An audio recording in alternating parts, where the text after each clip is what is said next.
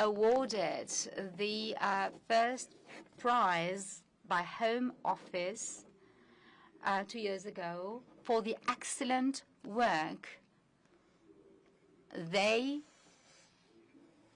have done together with the respective structures of the UK. Whereas last year they were not awarded the first prize, so that others did not become jealous for them being awarded the prize twice in a row. We have to accept, and we are okay with being victims of the jealousy of others.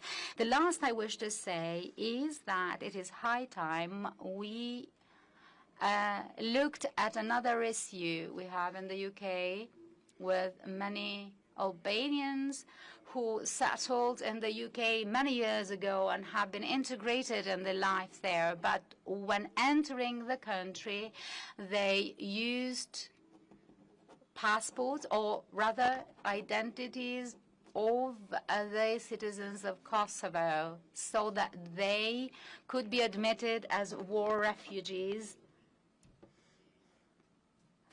whilst they were fleeing a country that was facing many challenges. And they are actually living with two identities as we speak, with one identity for the UK state and one identity here in Albania.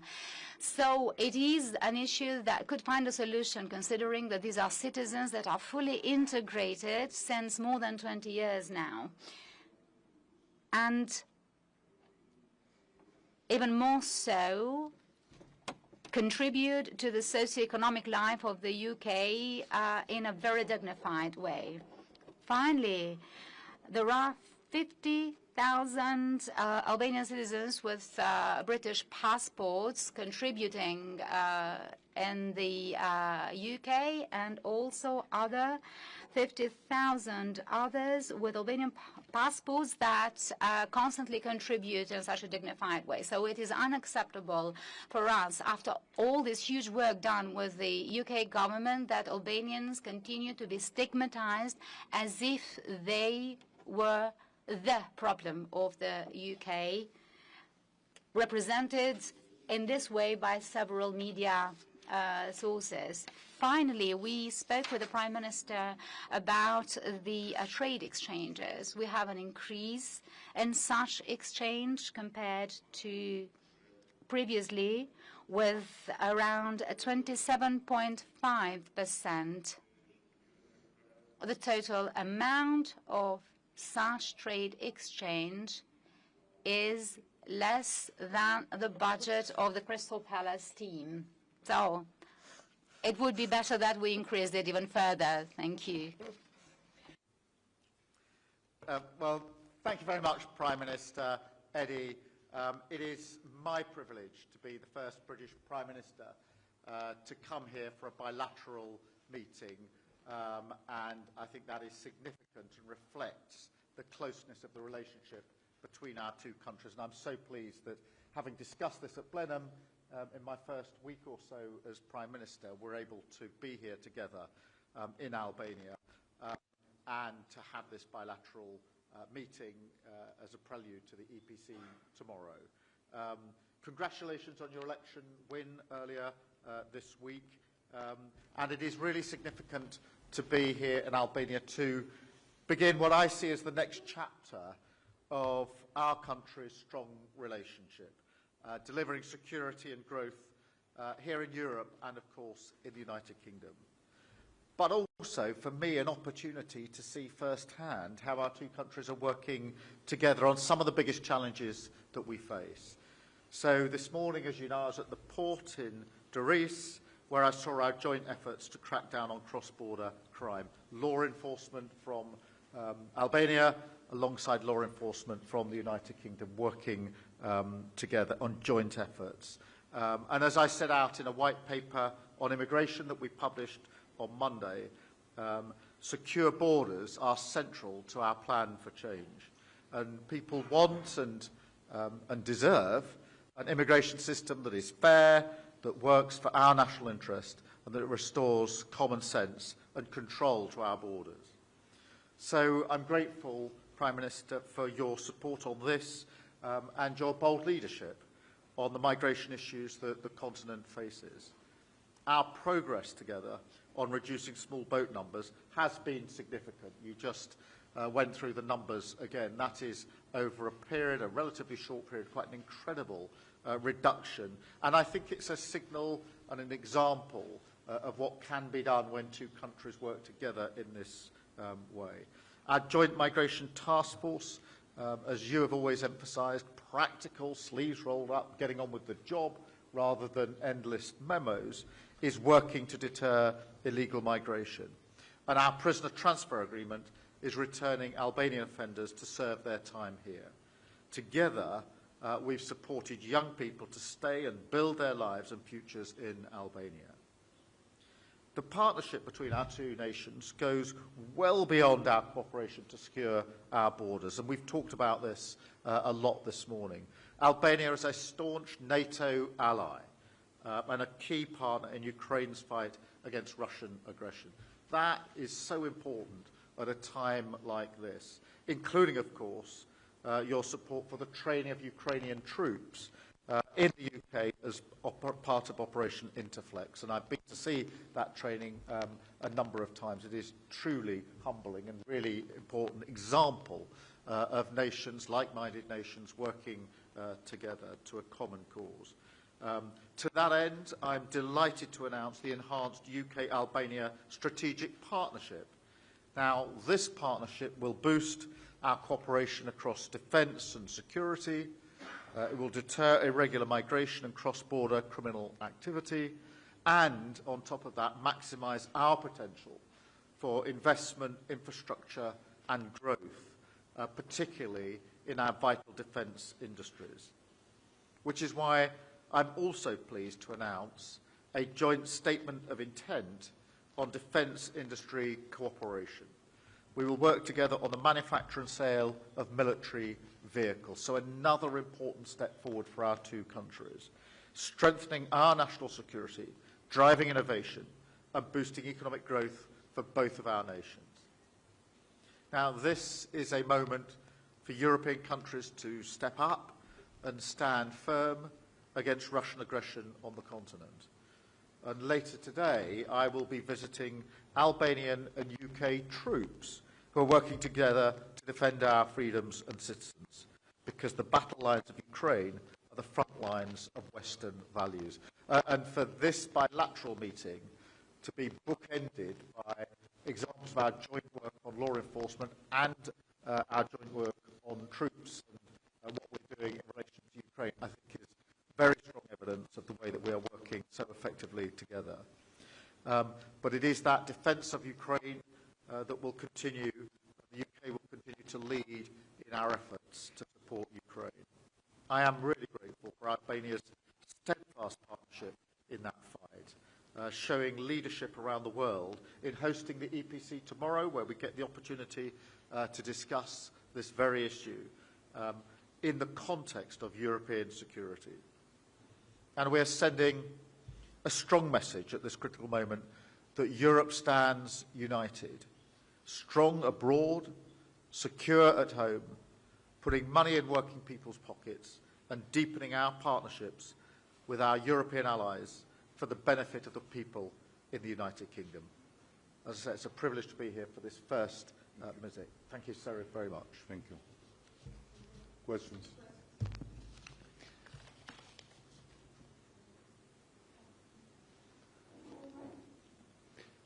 Mohamed Veliu from Top Channel TV.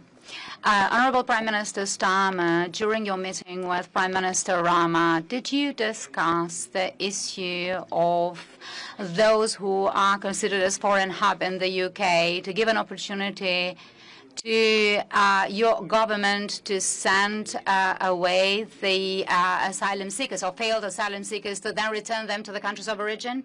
As Prime Minister Rama said, in 2022, we had a figure of 12,000 Albanians arriving in small boats, whereas we have now 94% less, 600 of them illicitly entering the country.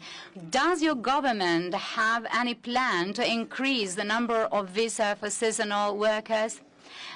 Prime Minister Rama, how much will Albania continue to help the UK to have a similar facility to that of Italy when it comes to irregular migrants in the country?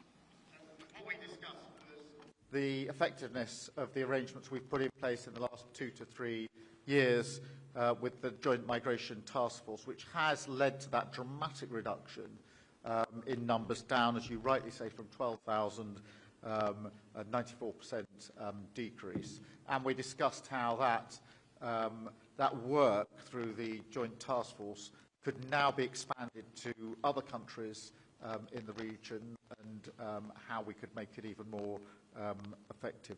We also discussed, coming out of my visit this morning, how we work together on other cross-border criminal activity and how our teams share not just operations but intelligence.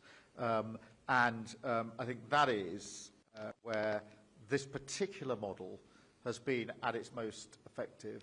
And the Prime Minister, Edi, and I think alike in the sense that we prefer not to talk about a problem and walk around it over and over again, but to just get on, roll up our sleeves and deal with it. And that's the nature of the task force, an operational body, and some of the work I saw this morning is work I'm very keen to support, and I think it's an example to others. Thank you.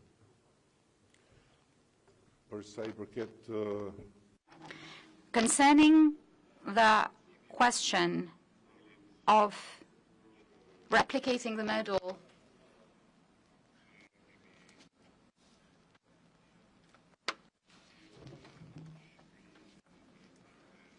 that was brought to Albania in cooperation with Italy, this is something that I've said from the outset. It is a model that takes its time to be tested. And if it works, it can be replicated, but not in Albania, in other countries of the region, where if the model results with a positive outcome, there is no reason that other countries should not offer their availability for that. I would also like to mention something that the Prime Minister touched upon. We talked about the summit slated to take place in London in October. Is it October? Yes. Under the Berlin process, where the UK is going to be the host of the process. And regardless of the fact that the Berlin process is one that has been built within the realms of the EU under the leadership of Chancellor Merkel to foster regional cooperation, the benefits of integration, including the EU1, we consider that it's going to be highly positive and value that during the London summit, the countries of the region have a window of exchange when it comes to the relationship between the UK and the Western Balkans concerning economic and trade cooperation.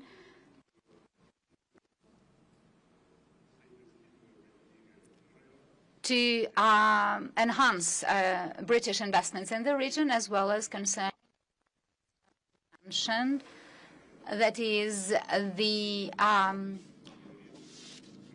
extending of this cooperation we have against the criminal activity. We have a regional network that is in sync with the law enforcement structures in the UK,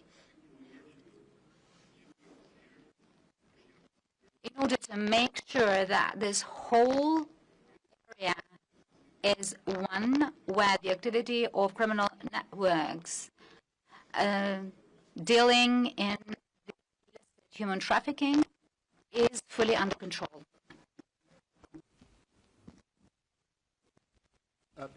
Chris. Christopher Hope, GB News.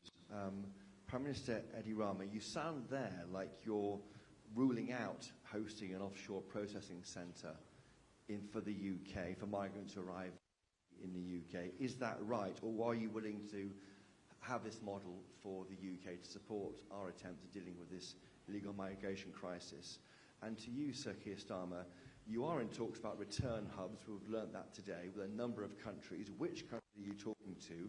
And when will the first migrants be sent overseas to be processed? And will it see migrant hotels emptying more quickly than currently? You got it right. I have been very clear since day one when we started this process with Italy that this was one-off with Italy because of our very special relation, but also the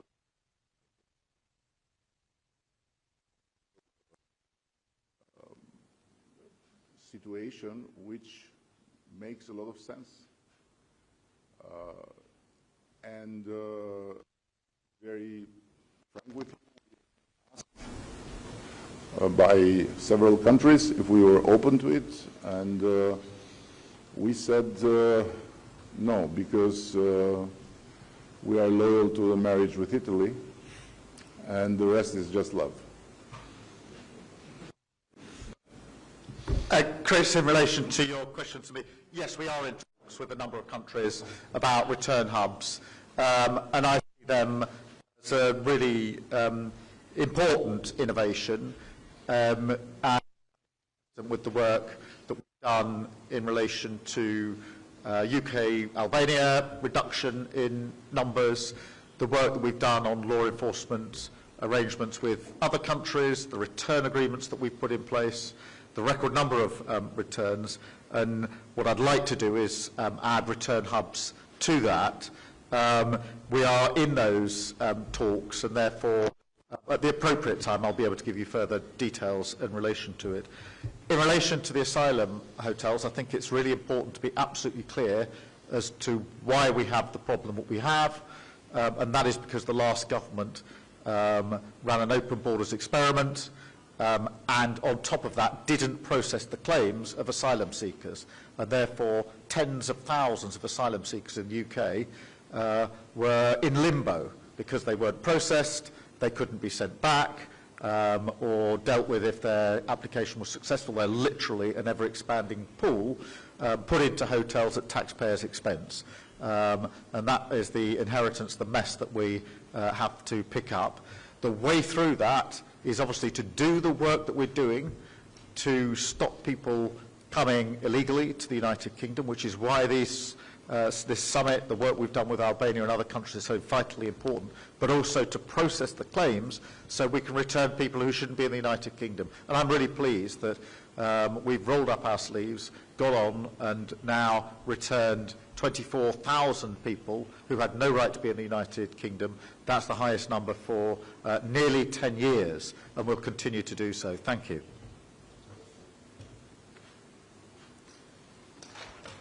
Thank you. Chris McKeon, Press Association. A question to both of you gentlemen on Ukraine. Vladimir Putin has declined to attend peace talks in Turkey today. Is there any hope for a ceasefire in Ukraine, and what is your message to Vladimir Putin?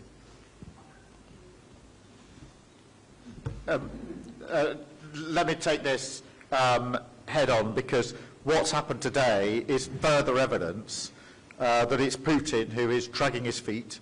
It is Putin who is causing the delay in a ceasefire.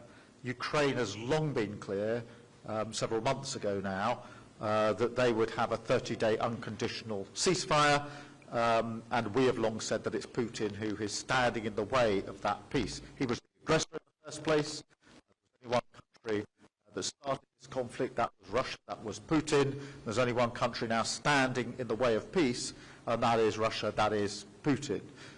We had a good meeting in Kyiv last Saturday where we managed to get a whole a wide group of countries into a supportive position for a ceasefire with sanctions if not.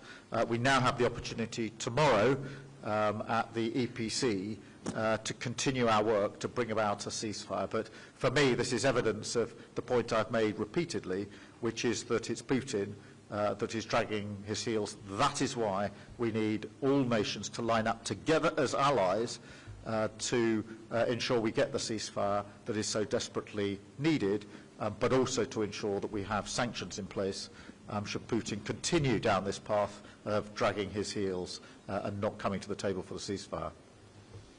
I would inform you that you are in a country that since the change of the regime from a dictatorship to democracy 35 years ago, no Russian president or prime minister has put foot, and no one from here has flight to Russia. And we don't miss it, and we are not looking to change it, frankly.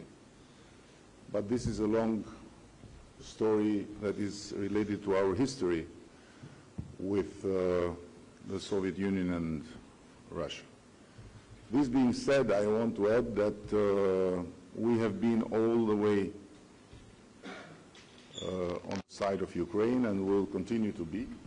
We are aware that although the country might have the tallest prime minister in NATO, it doesn't have the strength and the weight of many other countries to play any type of major or determining role.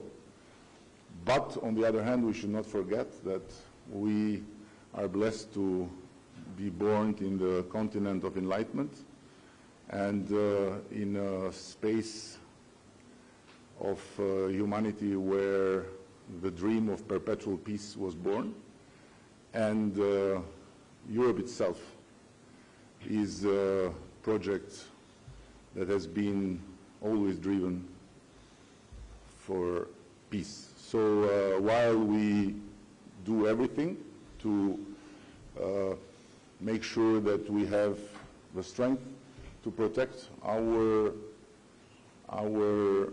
freedom and our values, we also should never give up in the search for peace. And of course, sometimes it looks very unfair, but it's the nature of being Europeans and of being on the side of humanity and not of barbarism, to look for peace even with barbarians. Thank you. Elia Zota from Clan TV. So the first question to Prime Minister Starmer. Your predecessors in government held very strong views and stances against the Albanian community. Sometimes they were very humiliating and denigrating. By not clearly making a distinction between those Albanians who live with dignity and honorably by paying taxes and being good and law-abiding citizens, and perhaps few who are involved in criminal activities. And given the fact that you are the first prime minister, serving prime minister to visit Albania since we established the diplomatic relations, is it not high time that Britain actually apologizes for the way Albanians have been treated? And Prime Minister Rama, concretely, could you tell us exactly what this agreement on defense will be focusing on? And the British Prime Minister also mentioned the manufacturing of military vehicles, but could you be more specific, please? Thank you.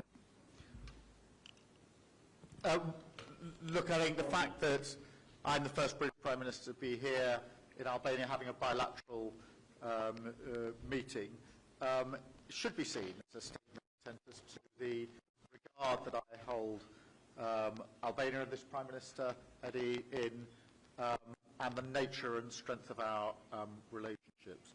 And I won't comment on previous Prime Ministers in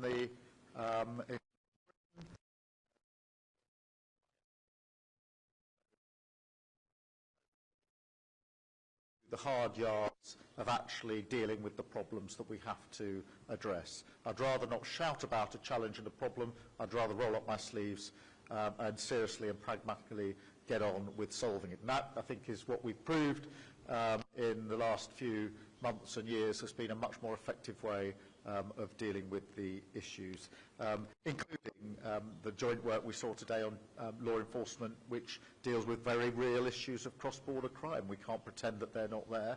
But then equally, the training with the troops this afternoon, which is a moment I think we're both very proud of, that our troops and militaries are working together in that way. Thank you. Well, but we have to be fair and to not forget that it was not any British Prime Minister that did anything to offend the Albanians and to single out the Albanians. There were few other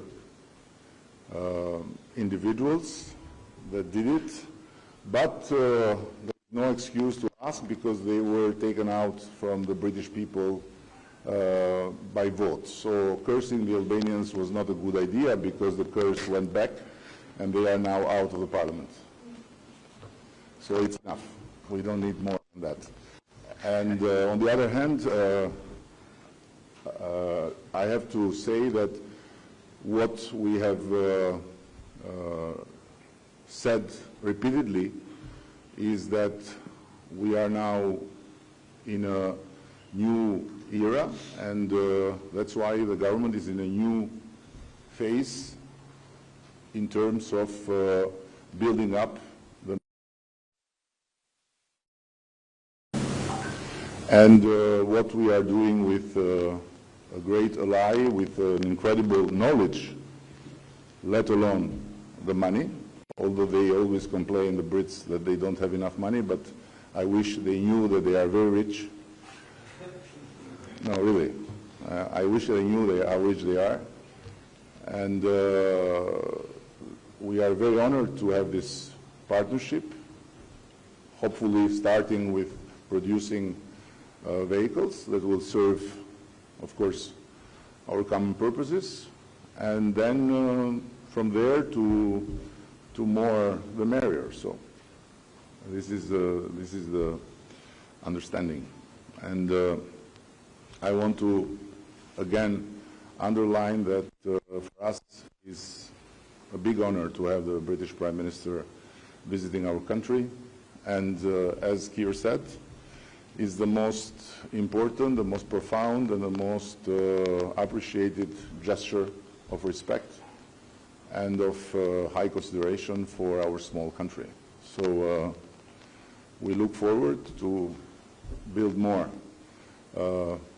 on walls and make a strong building of our relation. Thank you so much, and enjoy Tirana. As I said to the Prime Minister, we are fighting to make sure tomorrow you have Albania weather, not London weather. But if it will be rain,